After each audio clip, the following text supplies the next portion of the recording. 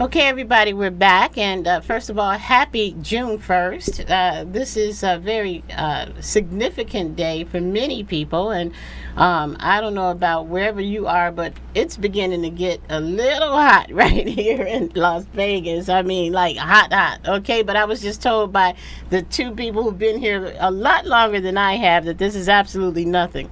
So anyway, but it's a nice change from that cold city. It was cold all the way. Listen, it was snowing in May in Chicago. So happy to be back.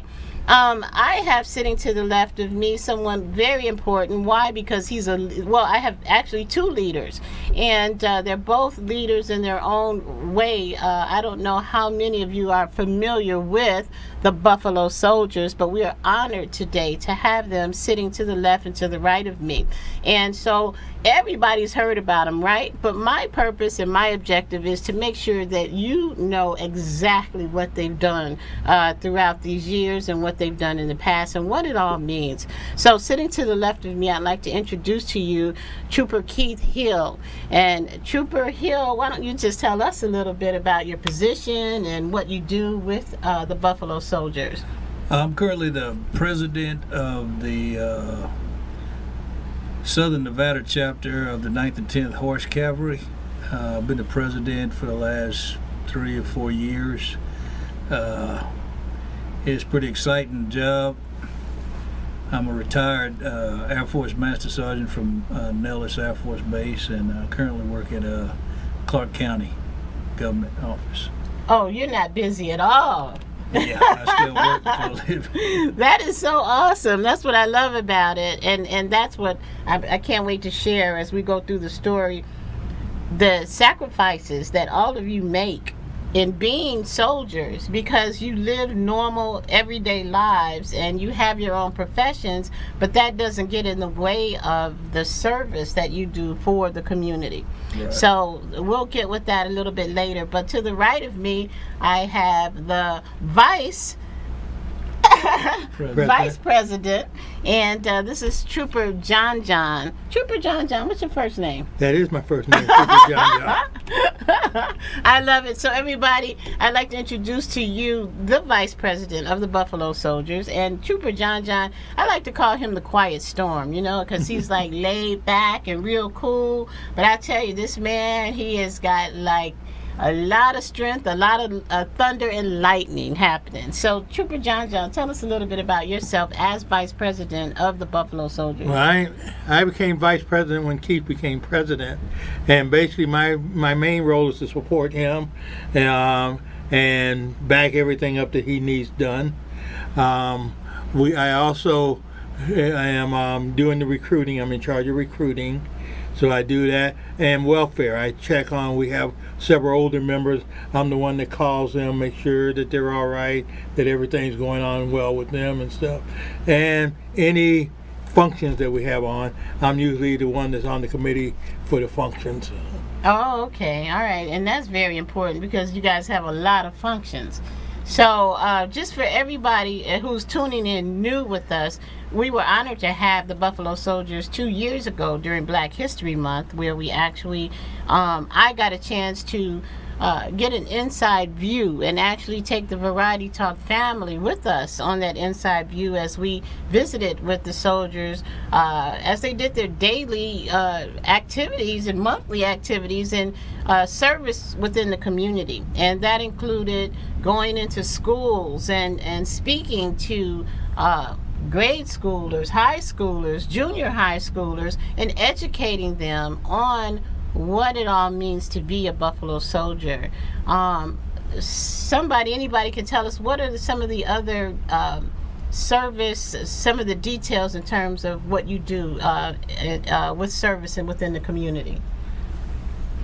Well, we do all of the parades here in town. We do the Martin Luther King parade. We just did the El Dorado parade a couple of weeks ago. We do the Veterans Day parade.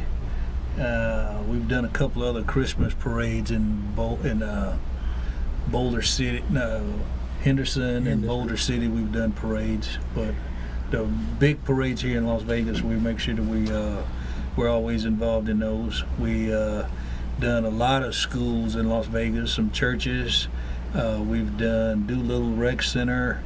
We've done a couple of nursing facilities that we go there and talk about the Buffalo Soldiers, and we have like a mobile museum that we have one member of our organization that has a very good collection of memorabilia. And we kind of take that on the road if we're inside, and if we're outside, we usually set up an encampment with a tent and a fly, and we got some old reproduction equipment that troopers used back in the day, and we usually bring a couple of horses, or at least one horse we usually take, and we ride in and talk about the history. That was of our fun. soldiers. That was fun. If we get a chance somewhere on the commercial break, we're going to send over that one with you on the horse in the drive-thru. That was pretty cool. I enjoyed that a lot. So, in essence, what the Buffalo Soldiers do today is basic. You're a walking education to society, and you're actually helping people understand by way of these reenactments who you were and what you did. So, Trooper John, just give us a little history about who the Buffalo Soldiers were. Buffalo Soldiers were created by Congress in 1866, and at that time, white or black troops were not allowed to serve in the military. After the Civil War, they could serve during the wartime, but wasn't allowed to serve in peacetime. In 1866, Congress said, yes, we're going to let black soldiers serve. So that's the major key right there. African Americans could serve during the Civil War, but after the Civil War, during peacetime, they were not allowed They to were be a sent part. back. Actually, all blacks fought in every war that this country ever had. All the way. Matter of fact, Crispus Attucks was the first person that gave his life that started the Revolutionary War. Was African American man. So every war blacks have fought in, except we've always fought for states and militia, and it was always during wartime. And they'd always promise us that we were going to get our freedom if we did this, but they never gave us our freedom, obviously, until after the Civil War. Interesting. So that was the carrot, the dangling carrot. Right. Come into war, you'll get your You freedom. get your liberty. Yeah. And then right after war, you get kicked to the curb, Right. and there's no paperwork showing that you even were part of fighting within the service. No. And then when we did get to serve, they didn't know what to do with us. So basically, they sent us out west. So you mean didn't know what to do with you in terms of what type of position you should have? Yeah, Yeah, they still did not want to let us serve with the white troops.